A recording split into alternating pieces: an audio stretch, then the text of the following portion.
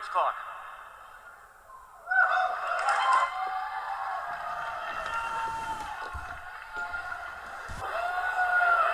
And there is kickoff between this game between Carissa Yip and Divya. This is the board where all the Indian fans are going to, put down and say that Divya Deshmukh has to win now. It's a bit of a do-or-die situation here for Team India when it comes to the overall series scoreline. But I gotta be honest, Robert, if I had to pick somebody from Team India to be in that third position, down 2-0, I think it's a player like Divya. You mean you'd pick the person who won the Women's World Cup? Yeah, I think, you're right. And also maybe it was an easier decision than I made it and seem. also won the Tata Steel Rapid after not even being initially invited and being a replaced player, not preparing.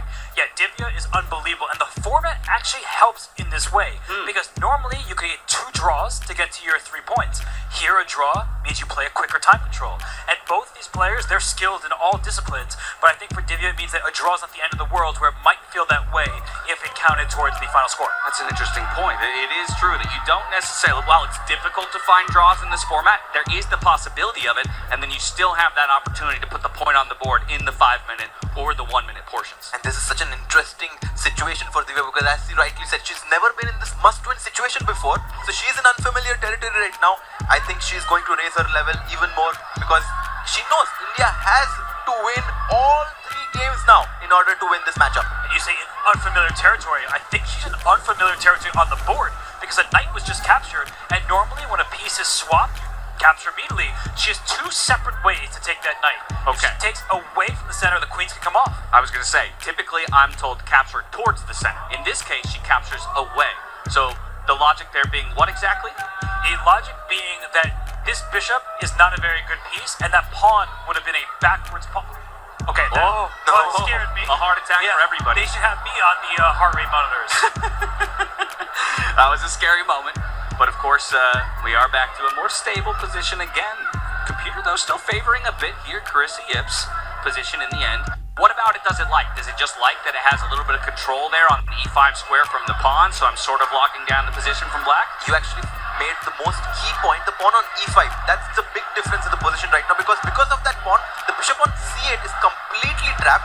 It cannot really find any good square, and this next move, pawn to c4, is going to give white access of the d line as well.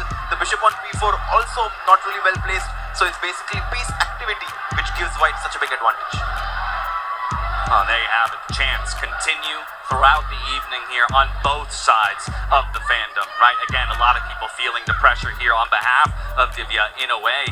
And again, we have the benefit of the eval bar. Computer is not loving the situation. It's looking scarier and scarier. Wait, the piece is trapped. Oh. Robert, Yes. c4 now, attacking the knight on d5. Play She it. finds it immediately. The knight goes back. Okay, goes to a safe square. So if the knight went to e7, then the bishop would have been trapped. But the bishop now has a square to come back to. So that's the difference with the knight moving here. But it looks so bad. I think we can agree that right now white is leaping into the position. Bishop g5, taking away that escape square that we were just talking about.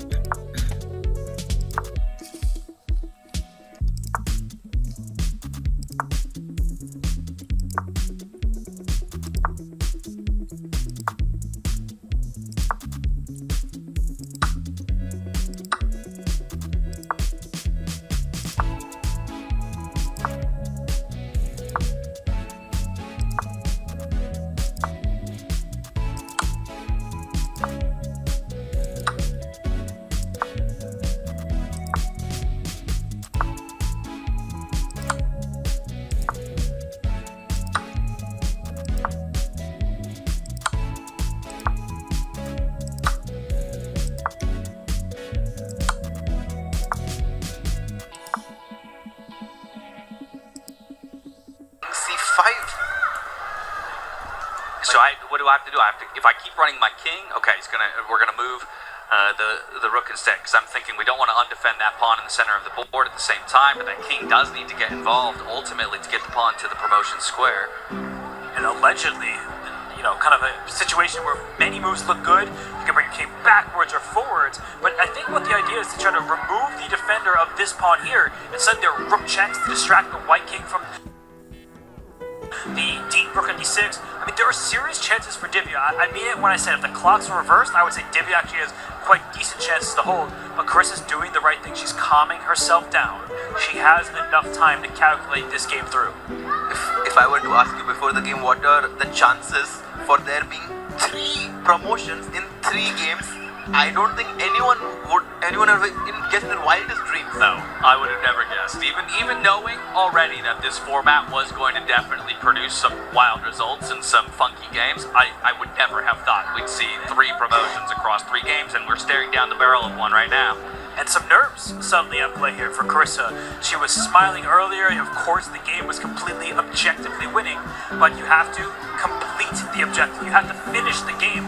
And right here, there's this big choice. And this e5 pawn, you hear the crowd cheering on Divya. Can I just chop your bishop with my rook? Just give up, take a piece. Now the pawns are blockading each other, and I'm looking to push my pawn down the board. Yeah, you would love to get that pawn going, and I think right now the issue is she goes in the right direction.